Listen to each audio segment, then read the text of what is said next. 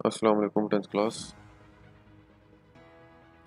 Previous lecture में हमने कुछ प्रोग्राम कंपाइल किए थे डेव सी प्लस प्लस पे और हमारे पास ये लास्ट एक प्रोग्राम रह गया था। Write a program that finds and displays area of triangle, parallelogram, rhombus और trapezium according to the choice of user. जिस तरह हमने इससे पिछला प्रोग्राम किया था जिसमें हमने एडिशन, सब्ट्रैक्शन और मल्टीप्लिकेशन और डिवीजन का जो हमने ऑपरेशन परफॉर्म करवाया था वो भी चॉइस लगा के, सेम इसी तरह हमने ट्राइंगल का एरिया फाइंड करना है, पैरेललोग्राम का एरिया फाइंड करना है, रोम्बस का भी और ट्रेपीजियम का चॉइस लगा के ही करना है। ठीक है, बस फार्मूला इनके डिफरेंट होंगे, बाकी स्विचिंग वगैरह इसी तरह होगी। ठीक है, बाकी कंडीशन इसी तरह लगी होंगी। ठीक है, choice is equal to 1, choice is equal to 2, choice is equal to 3, choice is equal to 4, same इसी तरह लगी होंगी, कंडीशन लगी होंगी। ठीक है, ओके, हम इसको इस लेक्चर के एंड पे हम करेंगे। इसको पहले हम करेंगे जो है हमारे पास MCQs वगैरह जो हैं एक्सरसाइज के और क्वेश्चन आंसर्स, पहले वो हम पढ़ेंगे। ठीक है, और एंड लेक्चर के एंड पे हम करेंगे जो लास्ट प्रोग्राम हमारा रह गया था वो हम कंपाइल करेंगे। ठीक है, ओके, MCQs की तरफ आते हैं हम।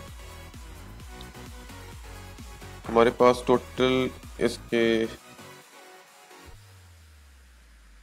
हाँ जी 8 MCQs हैं, जिनमें हमारे पास कुछ प्रोग्राम्स हमारे पास कंडीशन की बेस पे भी हैं। ठीक है, तो स्टेप बाय स्टेप पढ़ते हैं हम इनको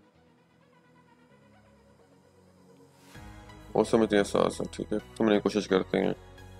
थोड़ी बहुत लॉजिक यूज़ हो रही है क्योंकि हमारे पास कुछ ऐसे प्रोग्राम हैं जहाँ पे हमारे पास स्टेटमेंट्स लगी हुई हैं साथ साथ। ठीक है, ओके, स्टार्ट करते हैं हम। Conditional logic helps in decision, iterations, traversing all. अब कंडीशनल लॉजिक हम क्या करते थे जी, इफ़ लगा हो, इफ़ एल्स स्टेटमेंट लगी हो या स्विचिंग वगैरह हो रही हो, सब में क्या हो रहा था जी, डिसीजन दिया जा रहा था। ठीक है जी, इसका फर्स्ट क्या जी हमारे पास एमसीक्यूज करेक्ट है जी। ठीक है, डिसीजन या हमारे पास वो क्या होगी, स्टेटमेंट का जो एक्सप्रेशन का रिजल्ट ट्रू होगा या क्या होगा, फॉल्स होगा, डिसीजन लिया जाता था। ठीक है, कंडीशनल लॉजिक में। ठीक है, dash statement describe the sequence in which statements of programs should be executed. Loop, conditional, control, all, सब में ही हम क्या करते हैं जी, सीक्वेंस बताते हैं स्टेटमेंट्स की कि किस तरह वो क्या होगी जी, प्रोग्राम हो एग्जीक्यूशन होगी प्रोग्राम की। ठीक है, सब में, लूप में भी होती है सेम इसी तरह होता है, कंडीशनल में भी इसी तरह होता है, कंट्रोल स्टेटमेंट में भी सेम इसी तरह होता है। ठीक है, तो ऑल इससे क्या होगा जी, करेक्ट आंसर होगा। ठीक है, थर्ड है in if statement what happens if condition is false. Program crashes, index out of bound error, further code executes, compiler asks to change condition। Program crash भी नहीं होता, हमने इफ कंडीशन जब false होती है हमारे पास, index out of bound error हमारे पास भी नहीं आता था, कंपाइलर ये भी नहीं कहता था कि कंडीशन चेंज करो, फर्दर कोड एग्जीक्यूट्स, बाकी जो एग्जीक्यूशन नहीं होती थी लेकिन प्रोग्राम एग्जीक्यूट हो जाता था, लेकिन उसकी हमें आउटपुट डिस्प्ले नहीं होती थी। ठीक है, किस स्टेटमेंट में, इस स्टेटमेंट में। ठीक है, फर्दर कोड एग्जीक्यूट्स, बस इसकी यही होगी हमारे पास, करेक्ट आंसर होगा। ठीक है, int a is equal to 5, ये हमारे पास कंडीशनल आ गई है, इसकी अब बतानी है हमारे पास से कि हमारे पास क्या एग्जीक्यूशन होगी इस प्रोग्राम में। Int a is equal to 5 if a less than 10,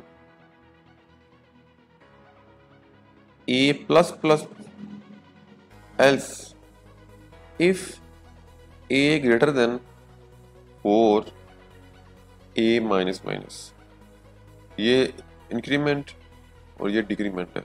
अब देखो जी यहाँ पे हमारे पास वेरिएबल इनिशियलाइज किया गया जी, उसको वैल्यू असाइन की गई है 5, ए की वैल्यू क्या 5। अब इफ कंडीशन में जब आएगा तो क्या होगा जी, यहाँ पे 5 लेस देन 10, कंडीशन हमारे पास क्या है, ट्रू है। बट एल्स में चेक करो जरा, एल्स इफ में क्या लिखा हुआ है, A greater than 4, 5 greater than 4, ये भी हमारे पास क्या जी, कंडीशन ट्रू है। तो क्या होगी जी, दोनों क्या होंगी, स्टेटमेंट एग्जीक्यूट होंगी। ये ए प्लस प्लस वाली भी आउटपुट में आएगी और ए माइनस माइनस भी क्या होगी, आउटपुट में आएगी। ये दोनों क्या होगी, एग्जीक्यूट होंगी। उसने बोला कौन सी स्टेटमेंट एग्जीक्यूट होगी, ए प्लस प्लस वाली, ए माइनस माइनस वाली, बोथ ए एंड बी या none, both a and b, दोनों क्या होंगी, एग्जीक्यूट होंगी। ठीक है। Which of the following is the condition to check A is a factor of C? A mod operator C, C mod operator A, उसके बाद A multiply C, A plus C। अच्छा ये दोनों तो नीचे वाले स्किप ही कर दोनों, ये हमारे पास फैक्टर चेक करने के लिए इस्तेमाल नहीं किया जाता है, ना मल्टीप्लिकेशन वाला ना ही प्लस वाला। ठीक है। मॉड ऑपरेटर यूज इस्तेमाल होता है, मॉडुलस ऑपरेटर। ठीक है। अब पहले चेक करेंगे, हमने उसने बोला है क्या करना है जी, ए इज अ फैक्टर ऑफ सी। अब मैंने जब कंडीशन लगाई थी, इफ कंडीशन जब मैंने यूज कर रहा था या उसके मॉडुलस ऑपरेटर यूज करता था रिमाइंडर फाइंड करने के लिए, तो क्या करता था, उस नंबर को डिवाइड करता था 2 पे। ठीक है। तो उसने बोला ए फैक्टर है सी का या नहीं है, तो मेरे पास सी पहले लिखा होना चाहिए। ठीक है। ताकि वो ए पे क्या हो, डिवाइड हो, फिर चेक करे वो इक्वल टू 0 आता है या नहीं। तो हमारे पास इसकी कंडीशन को एमसीक्यूज को करेक्ट होगा, this one b, c modulus operator a is equal to 0, ये हमारे पास क्या है, करेक्ट ऑप्शन है। ठीक है। हमने ए को डिवाइड नहीं करना सी पे, सी को डिवाइड करना हमने ए पे। तो चेक करना हमने ए जो है वो फैक्टर है सी का या नहीं है। अगर सी को ए पूरा पूरा डिवाइड कर लेता है तो इट मीन्स कि वो क्या फैक्टर है ए का। ठीक है। A the factor of C. A condition can be any dash expression.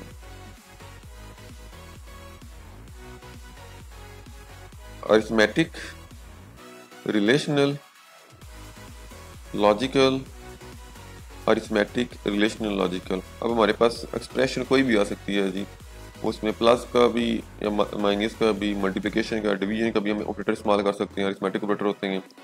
Relational भी हम यूज़ कर सकते हैं, इसमें हम लेस दैन, इक्वल टू वगैरह ये हम लगाते हैं, ऑपरेटर लगाते हैं। लॉजिकल भी हम इस्तेमाल कर सकते हैं, हमने ऐड ऑपरेटर इस्तेमाल किया था एक्सप्रेशन में। ठीक है। तो ये तीनों हम क्या कर सकते हैं जी, इस्तेमाल कर सकते हैं एक्सप्रेशन में। ठीक है। कंडीशन में हम कोई भी एक्सप्रेशन इस्तेमाल कर सकते हैं, चाहे वो अरिथमेटिक हो, रिलेशनल हो या लॉजिकल हो। An if statement inside an other if statement is called dash structure. हमने पढ़ा था जी, एक स्ट्रक्चर के अंदर एक और स्ट्रक्चर आ जाए, हमारे पास क्या होता है जी, नेस्टेड स्ट्रक्चर होता है। ठीक है जी, nested. A set of multiple instructions enclosed in braces is called a box, list, block और job। ये हमारे पास क्या होता जी, ब्लॉक होता था। ठीक है जी। A set of multiple instruction या statements अगर वो कर्ली ब्रेसेस में क्या हो जाए, इनक्लोज हो जाए, क्लोज कर दी जाए, तो क्या बन जाता है हमारे पास, ब्लॉक बन जाता है। ठीक है। आगे हमारे पास जी कुछ शॉर्ट क्वेश्चंस हैं जी। Define the following control statements. या आपको मैंने जब लेक्चर शुरू के लेक्चर हमारे पास क्या जाती, इसका पेज 73 है, आपको वहीं से करना है। मैंने समझाया आपको सारा, सिलेक्शन स्टेटमेंट भी समझाया हुआ है, सिक्वेंशियल भी समझाया है, कंडीशन क्या होती है, नेस्टेड सिलेक्शन स्ट्रक्चर, ये हमारे पास I think so previous 2 lecture में ये कवर किया गया था, नेस्टेड सिलेक्शन स्ट्रक्चर। ठीक है। तो आप वहाँ से चेक कर सकते हो, इनके लिंक्स मैं डिस्क्रिप्शन में भी ऐड कर दूंगा, आप डायरेक्ट विजिट कर सकते हो। ठीक है, चेक कर सकते हो। Briefly answer the following questions. Why do we need selection statements. हमें सिलेक्शन स्टेटमेंट की जरूरत क्यों पेश आई जी, वजह, we need selection control statements to make decision in programming based on a condition. हम फैसला ले सकें अगर हमारे पास कोई शर्त आ गई है, अगर वो शर्त आ गई हमारे पास और हमारे पास वहाँ पे 2 ऑप्शंस आ गए हैं, तो ताकि वहाँ पे हम क्या कर सकें, डिसीजन ले सकें, फैसला ले सकें हम इनमें से कौन सी कंडीशन है ट्रू हो सकती है। इसलिए हम क्या कर रहे थे, सिलेक्शन कंट्रोल स्टेटमेंट इस्तेमाल कर रहे थे। They execute a statement if the given condition is true और ignore when the condition is false. अगर कंडीशन हमारे पास कंडीशन हमारे पास ट्रू होगी तो हमारे पास क्या होगा, ट्रू वाला ब्लॉक क्या हो जाएगा, एग्जीक्यूट हो जाएगा, और फॉल्स वाला क्या हो जाएगा, स्किप हो जाएगा। इसी तरह अगर ट्रू वाला फॉल्स होता है तो ट्रू वाला फॉल्स होता है तो हमारे पास क्या होता है, इसके नीचे जो हमारे पास ब्लॉक होता था वो क्या होता था, स्किप हो जाता था, तो एल्स वाला क्या हो जाता है, एग्जीक्यूट हो जाता। ठीक है, इट मीन्स मतलब या ट्रू वाला ब्लॉक क्या होगा, एग्जीक्यूट हो जाएगा, फॉल्स वाला ब्लॉक होगा वो क्या होगा, एग्जीक्यूट होगा। ठीक है, दोनों में से एक।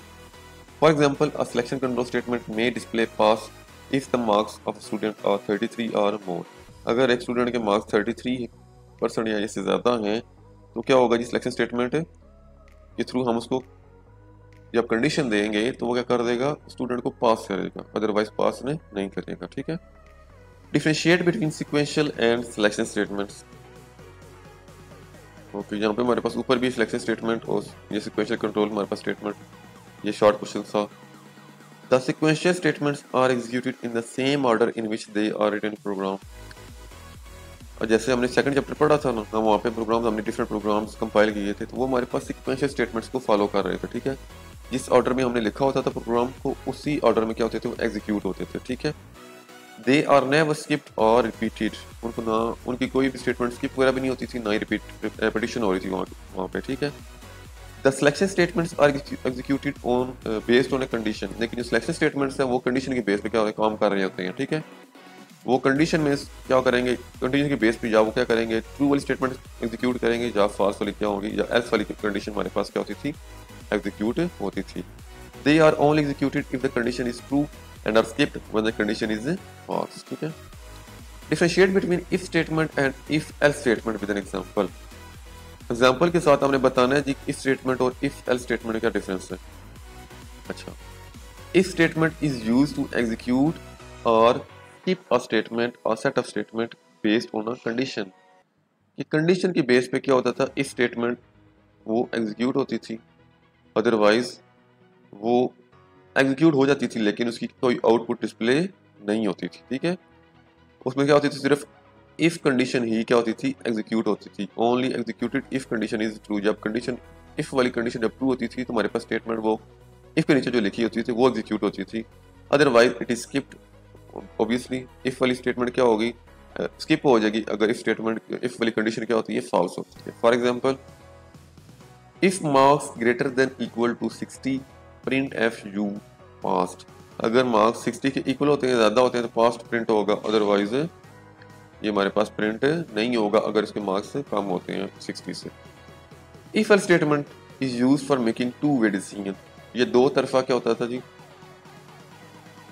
फैसला लेने के लिए दो तरफ के उसके मतलब डिसीजन होते थे, दो उसके पास फैसले होते थे, उनमें से एक को क्या करता था, चूज करता था। ठीक है जी, इट एग्जीक्यूट्स वन ब्लॉक और statements when the condition is true.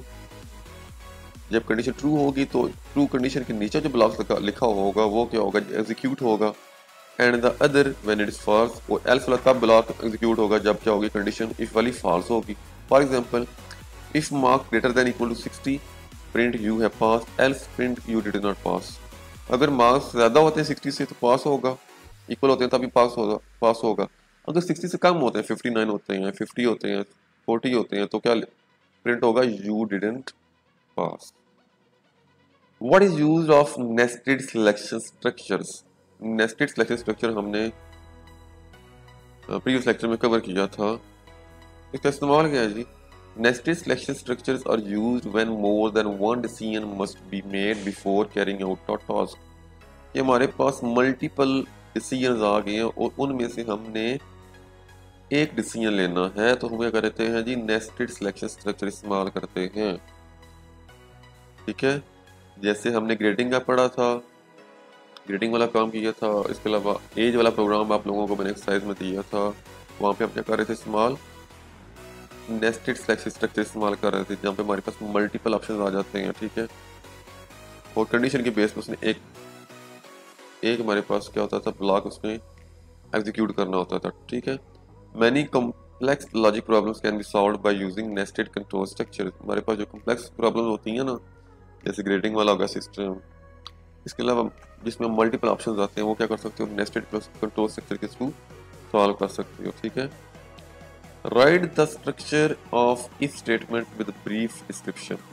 अच्छा, इफ स्टेटमेंट का क्या करना है जी, स्ट्रक्चर बताना है, सिंटैक्स बताना है और साथ इसको डिस्क्राइब भी करना है स्ट्रक्चर को। The structure of if statement is as follows.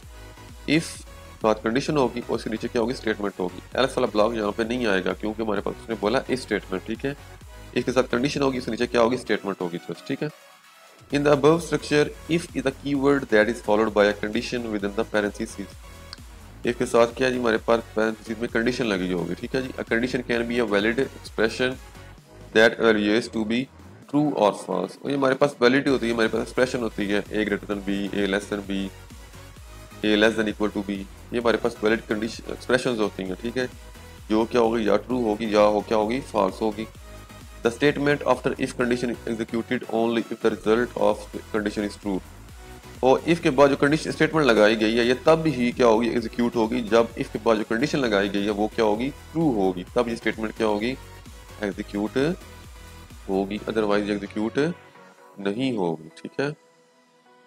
Okay, अब हम कहते हैं जी जो हमारा लास्ट प्रोग्राम रह गया था उसको हम कंपाइल कर लेते हैं, ठीक है।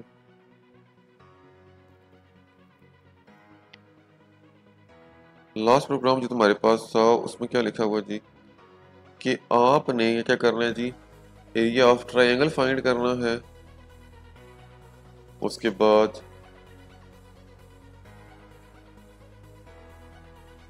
एरिया ऑफ पैरेललोग्राम भी फाइंड करना है। उसके बाद है जी एरिया ऑफ रोम्बस भी है, वो भी फाइंड करना है। और लास्ट वन पे हमारे पास एरिया ऑफ ट्रेपीजियम, ये भी फाइंड करना है यूजिंग ए चॉइस, ठीक है। अब सेम जो हमने लास्ट प्रोग्राम किया था सेम वही यहाँ पे लॉजिक यूज हो रही है, ठीक है। मैं आपको थॉरोली यहाँ पे समझा देता हूँ। पहले हमारे पास क्या आ गई जी, हेडर फाइल्स आ गई है जी stdio.h, और हमने यहाँ पे एक और लाइब्रेरी ऐड, हमने हेडर फाइल ऐड की maths.h, मैथमेटिकल कैलकुलेशंस परफॉर्म करने के लिए maths.h हेडर फाइल इस्तेमाल की जाती है, ठीक है जी। और मैं आगे बताऊंगा कि कौन कौन से फंक्शन जो हैं maths.h जो है हेडर फाइल उसके अंदर प्री डिफाइंड होते हैं। हमारे पास मेन फंक्शन आ गया। उसके बाद अब क्या किया जी, हमने पहले एक वेरिएबल ले लिया जी int choice, ठीक है जी। अब हमने सारे क्या कर दिए हैं जी, ऑप्शंस पहले प्रिंट करवा दिए हैं जी। एरिया ऑफ ट्रायंगल भी, दूसरे पे हमारे पास क्या होगा, एरिया पैरेललोग्राम होगा, तीसरे पे एरिया ऑफ रोम्बस होगा, चौथे पे क्या होगा, एरिया ऑफ ट्रेपीजियम। और फिफ्थ लाइन पे हमारे पास क्या होगा जी, फिफ्थ स्टेटमेंट हमारे पास क्या, चॉइस वाली है, एंटर योर चॉइस। और जो चॉइस एंटर करेगा वो किसमें स्टोर होगी, चॉइस वेरिएबल जो हमने डिक्लेयर किया इन डाटा टाइप का उसमें क्या हो जाएगी, स्टोर हो जाएगी, ठीक है। फिर आगे हमने कंडीशन लगाई हैं तो उसकी बेस पे क्या होगी, वो हमारे पास कैलकुलेशन होगी, ठीक है जी। If choice is equal to 1, तो फर्स्ट चॉइस हमारे पास क्या है जी, एरिया ऑफ ट्रायंगल है, तो हमने उसके रेलिवेंट सारे क्या करने हैं जी, हमने ऑपरेशंस परफॉर्म करने हैं, ठीक है जी। अब एरिया ऑफ ट्रायंगल हमारे पास क्या होता है जी, area of triangle is equal to square root multiply by square root into S multiply by S minus A multiply by S minus B multiply by S minus C. ये हमारे पास क्या था जी, फार्मूला है एरिया ऑफ ट्रायंगल का, ठीक है। इसमें हमने एस भी फाइंड करना था। एस के लिए हम क्या करते हैं जी, तीनों वेरिएबल जो तीनों डायगोनल्स होते थे ए बी और सी, तीनों साइड्स होती थी, उसको क्या करते थे, 2 पे डिवाइड करते थे, तो हमारे पास क्या आ जाता था, एस आ जाता था, ठीक है। ओके, हमने तीन वेरिएबल्स लिए हैं यहाँ पे ए बी और सी साइड्स के लिए, ट्राइंगल साइड्स के लिए एस फाइंड करने की वेरिएबल लिया, और फिफ्थ हमारे पास वेरिएबल था वो एरिया का रिजल्ट स्टोर करवाने के लिए, ठीक है जी। अब तीनों साइड हमारे पास आएंगी पहले ट्राइंगल की, उनका रिजल्ट स्टोर किया जाएगा ए बी और सी में। Print enter side of triangle, वो किस में जाएगा जी, ए फॉर्मेट स्पेसिफायर कौन सा इस्तेमाल कर रहे हैं, एफ इस्तेमाल कर रहे हैं, कि हमारे पास फ्लो डाटा टाइप है। फिर enter side b of triangle, वो बी में स्टोर होगी। Enter side c of triangle, वो सी में क्या हो जाएगी, वेरिएबल में स्टोर हो जाएगी, ठीक है जी। फिर हमने फार्मूला लगाया जी एस फाइंड करेंगे, s is equal to a plus b plus c divided by 2.0। हमने यहाँ पे फ्लोटिंग वैल्यू से डिवाइड किया क्योंकि हमारे पास एस हमारे पास क्या है जी, फ्लो डाटा टाइप है, ठीक है। तो 2 पे डिवाइड जब होगा तो हमारे पास इसका जो रिजल्ट आएगा वो भी फ्लोटिंग वैल्यू में ही आएगा, ठीक है। उसके बाद एरिया का फार्मूला लगाया square root A S multiply by S minus A multiply S minus B into S minus C. ये स्क्वायर रूट जो हमने इस्तेमाल किया है जहाँ पे ये हमारे पास मैथ डॉट एच जो हेडर फाइल है इसमें प्री डिफाइंड फंक्शन है स्क्वायर रूट वाला, ठीक है। हमने इसलिए वो हेडर फाइल ऐड की थी, ठीक है। जब ये सारी कैलकुलेशन होगी तो इसका रिजल्ट किस में स्टोर होगा, एरिया में। आगे हमने क्या किया, एरिया ऑफ ट्राइंगल को प्रिंट करवा दिया है। सेकंड चॉइस हमारे पास क्या था, एरिया ऑफ पैरेललोग्राम। तो इसलिए हमारे पास क्या होती है अब देखें हमने हम यहाँ पे हर ब्लॉक में डिफरेंट वेरिएबल इस्तेमाल किए हुए हैं, ठीक है। हम हर ब्लॉक में अलग अलग से वेरिएबल्स भी डिक्लेयर कर सकते हैं, ठीक है। Float, base, height and area. Base के लिए बेस वेरिएबल हमने लिखा है, हाइट के लिए हाइट वेरिएबल इस्तेमाल किया। एरिया का रिजल्ट डिस्प्ले करवाने के लिए पहले हमने एरिया का वेरिएबल इस्तेमाल किया जिसमें वैल्यू स्टोर होगी एरिया की। उसके बाद हम प्रिंट एफ लगा के एरिया पैरेललोग्राम डिस्प्ले करवा देंगे, ठीक है। Print F enter the base and height of parallelogram. आप अलग अलग भी ले सकते हो। एंटर बेस ऑफ पैरेललोग्राम, उसको बेस में स्टोर करवाओ। एंटर हाइट ऑफ पैरेललोग्राम, उसको हाइट में एंटर करवाओ ठीक है, स्टोर करवाओ। आप दोनों को इकट्ठे भी क्या कर सकते हो, इनपुट में ले सकते हो, ठीक है। फिर उसके रेलिवेंट हम क्या करेंगे, दो फॉर्मेट स्पेसिफायर लगाएंगे, आगे दोनों के एड्रेस भी दे देंगे, ठीक है, स्कैनर फंक्शन में। फिर एरिया फार्मूला क्या होता है, एरिया पैरेललोग्राम का, area is equal to base multiply height. दोनों को मल्टीप्लाई करवा के एरिया में स्टोर करवा दिया जाएगा। फिर एरिया को क्या करवा देंगे, प्रिंट करवा देंगे। यहाँ पे हमने up to 4 decimal points output में डिस्प्ले करवाने थे, इसलिए हमने क्या लगाया जी, परसेंट 0.4 FN, मतलब डेसिमल पॉइंट के बाद 4 वैल्यूज क्या होंगी, डिस्प्ले होंगी। अगर चॉइस 3 होती है तो चॉइस 3 में हमारे पास क्या था, हमारे पास एरिया ऑफ रोम्बस था, ठीक है। इसमें हमारे पास दोनों डायगोनल्स को डिवाइड किया जाता है 2 पे, ठीक है, एरिया जो फाइंड करते हैं हम, ठीक है। फ्लोट D1 डायगोनल 1 है, D2 डायगोनल 2 है। एरिया हमारे पास एरिया कैलकुलेट करने के लिए या एरिया का रिजल्ट स्टोर करवाने के लिए एरिया वेरिएबल इस्तेमाल किया गया, ठीक है। Print F enter diagonals of rhombus. दोनों डायगोनल्स क्या कर रहे हैं, हम इनपुट में ले रहे हैं। दोनों का रिजल्ट हम D1 और D2 में स्टोर करवा देंगे, ठीक है। फिर फार्मूला लगा, area is equal to D1 multiply D2 divided by 2। ये कैलकुलेशन हो गया, किसमें स्टोर हो जाएगा, रिजल्ट एरिया में। और वही हमने क्या करवा दिया जी, डिस्प्ले करवा दिया %.3f। यहाँ पे %.4f लगाना, 0.4f लगाने की जरूरत नहीं है, ठीक है। %.4f, ये डेसिमल पॉइंट के बाद 4 वैल्यूज डिस्प्ले हो, ठीक है। इसमें %.3f लिखा हुआ है, इट मीन्स एरिया जो डिस्प्ले होगा वो उसके डेसिमल पॉइंट के बाद 3 वैल्यूज क्या होंगी, डिस्प्ले होंगी, ठीक है। अगर हमारे पास चॉइस क्या यूजर करता है 4 एंटर करता है तो हमारे पास वो एरिया ऑफ ट्रेपीजियम कैलकुलेट करेगा, ठीक है। Float A, B and H। पहले हमारे पास क्या है जी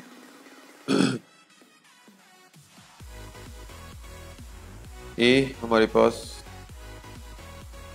इसकी बेस होगी, सॉरी ओके सॉरी 2 इसमें बेसिस होती हैं, ट्रेपीजियम में 2 बेसिस होती हैं और साथ हाइट होती है, ठीक है। A, B इसकी बेसिस होगी ट्रेपीजियम की और H उसकी क्या होगी, हाइट होगी। Enter 2 basis and height of trapezium. 2 basis है ना और एक हाइट है, तो 3 हम क्या करेंगे, फॉर्मेट स्पेसिफायर लगाएंगे। उसके अकॉर्डिंग हम बेसिस स्टोर करवाने के लिए A और B इस्तेमाल कर रहे हैं और हाइट स्टोर करवाने के लिए H इस्तेमाल करेंगे, ठीक है, वेरिएबल। आगे एरिया लगाया जी, A plus B divided by 2 multiply by H। पहले जो हमारे पास ब्रैकेट पहले सॉल्व होगी, A प्लस B, जो हमारे पास आंसर आएगा वो लिखेंगे हम, आउटपुट में आएगा। फिर वो डिवीजन होगी, उसके बाद क्या होगी, मल्टीप्लिकेशन होगी, ठीक है। क्योंकि हम लेफ्ट टू राइट जाएंगे तो लेफ्ट हमारे पास पहले डिवीजन आ रही है तो पहले डिवीजन होगी, उसके बाद मल्टीप्लिकेशन हो जाएगी, ठीक है। फिर हमारे पास क्या हो जाएगा जी, जो रिजल्ट सारा स्टोर होगा किसमें स्टोर होगा, एरिया में। तो वो हम एरिया ऑफ ट्रेपीजियम क्या कर देंगे, यहाँ पर डिस्प्ले करवा देंगे। यहाँ पे %.3f लगाया, इट मीन्स डेसिमल पॉइंट के बाद 3 वैल्यूज डिस्प्ले होंगी। Else print F invalid choice. अगर 1, 2, 3, 4 के अलावा यूजर कोई और वैल्यू एंटर करता है तो वहाँ पे क्या डिस्प्ले होना चाहिए जी, इनवैलिड चॉइस, आपने रॉन्ग नंबर एंटर किया है, ठीक है। ये था प्रोग्राम लास्ट वाला। उम्मीद है आपको ये समझ आ गया होगा। ये भी इसी तरह लास्ट जो प्रीवियस प्रोग्राम हमने किया था सेम उसी तरह उसकी फंक्शनलिटी यहाँ पे परफॉर्म हो रही है, जिस तरह ये प्रोग्राम हमने किया था सब्ट्रैक्शन, एडिशन, मल्टीप्लिकेशन वाला सेम यही चॉइस वगैरह यहाँ पे भी इस्तेमाल हो रही है। ठीक है, जो इसके अलावा नेक्स्ट हमारे पास जो एक्सरसाइज के क्वेश्चंस हैं, जिस तरह ये एरर फाइंडिंग वाले हैं, वो इंशाल्लाह नेक्स्ट लेक्चर में हम कवर करेंगे। अल्लाह हाफिज़।